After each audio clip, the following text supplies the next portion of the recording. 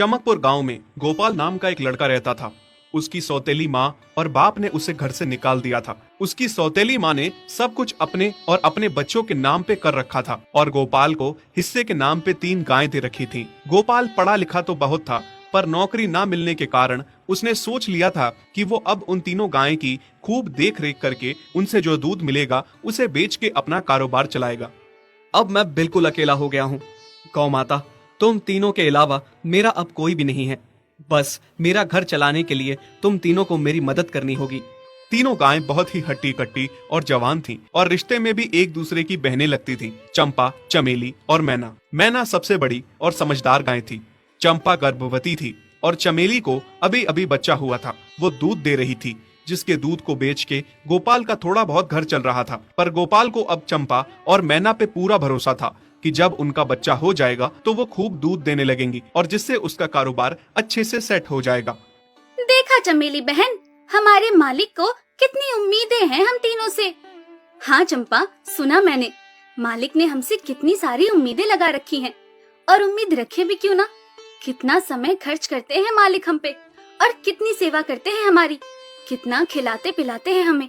और फिर हम मालिक की उम्मीदों पे खरा ना उतरेंगी तो धिक्कार है हमारी जिंदगी पर। सही कह रही हो बहन तुम। चलो हम तो मालिक के लिए कुछ ना कुछ कर ही लेंगे। तुमने बच्चा दे दिया है, दूध भी दे रही हो, मैं भी गर्भवती हूँ। थोड़े दिनों में मैं भी बच्चे को जन्म दे दूंगी, फिर दूध भी देने लगूंगी। लेकिन इस मैना दीदी को देखो, हम दोनों से बड़ी हैं, एक बार भी बच्चा ना दे पाई आज तक। क्या इसका फर्ज नहीं बनता मालिक के लिए कुछ? ये तो बड़ी हैं, हमसे ज्यादा इसको मालिक के लिए करना चाहिए था, लेकिन हम छोटी होकर इतना सोच रहे हैं। तुम दोनों ऐसा क्यों कह रही हो? क्या गलत कह रहे हैं हम? सही तो कह रहे हैं। कितने सालों से बांझ पड़ी हो तुम। ऐसा कैसे कह सकती हो तुम? बच्चा देना ना देना मेरे हाथ में थोड़े ना है।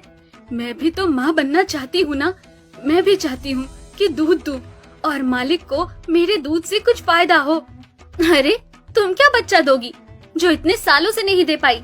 तुम ये ख्वाब लेना बंद करो कि तुम बच्चा दोगी और तुम्हारे दूध से मालिक को कोई फायदा होगा।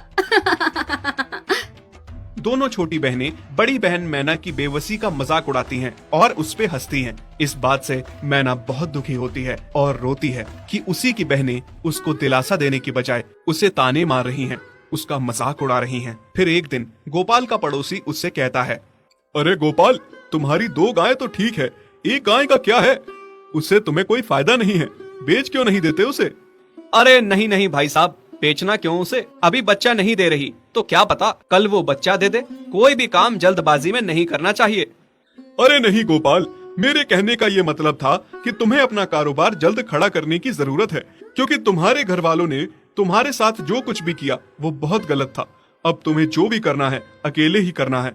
आगे शादी भी तो करनी है तुम्हें, उसके लिए भी खूब पैसा कमाना पड़ेगा। जब तुम्हारी सारी गायें दूध देंगी तभी तो कारोबार अच्छा चलेगा ना। हाँ, बात तो तुम सही कह रहे हो भाई। मेरी मानो तो तुम अपनी गायों को क्रॉस करवा के देख लो, शायद उससे बच्चा हो जाए। हाँ, ये सुझाव तुमने सही दिया, मैं कल ही ऐसा कर लेता हूँ। सुना तुमने मैना बहन मालिक की बातों को? कितना परेशान है मालिक तुम्हारी वजह से, पर तुम्हें तो कोई बात कह ही नहीं सकते। झट से बुरा जो मान जाती हो तुम। मैना ये सब सुन के बहुत दुखी होती है, पर करती भी क्या, उसके हाथ में कुछ नहीं था। गोपाल ने मैना को क्रॉस करवा के भी देखा, पर उसका भी कोई फायदा नहीं हुआ। गोपाल, जो सुझाव मैंने तुम्हें दिया था, क्या वो तुमने आजमाया? हाँ भाई, वो भी करके देख लिया, पर उसका भी कोई असर ना हुआ। ये गाय किसी काम की नहीं है गोपाल, मेरी मानो तो इसे बेच दो। मैं सोच रहा हूँ एक बार फिर से क्रॉस करवा के देखता हूँ, शायद कोई बात बन जाए। देख लो, पर मुझे नहीं लगता। देखा, इन लोगों को भी पता चल गया, तुम बच्चा नहीं दे सकती, तुम बांझ ही रहोगी। सही कह रही हो तुम दीदी, इतने जतन करने के बाद भी बच्चा नहीं हो रहा तो अब क्या होगा? गोपाल मैना को एक बार फिर से क्रॉस करवा लेता है। दोनों बहनें चंपा और चमेली मैना के बांझपन का मजाक उड़ाती हैं और उस पे खूब हंसती हैं। फिर एक दिन मैना चमेली के बच्चे के साथ खेल रही थी कि तभी चंपा देख लेती है। हाँ देख तो चमेली दीदी, ये मैना दीदी तेरे बच्चे के साथ क्या कर रही है? मुझे समझ में नहीं आ रहा, तू इस बांझ के साथ अपने बच्चे को कैसे छोड़ सकती है? जब मेरा बच्चा आ जाएगा मैं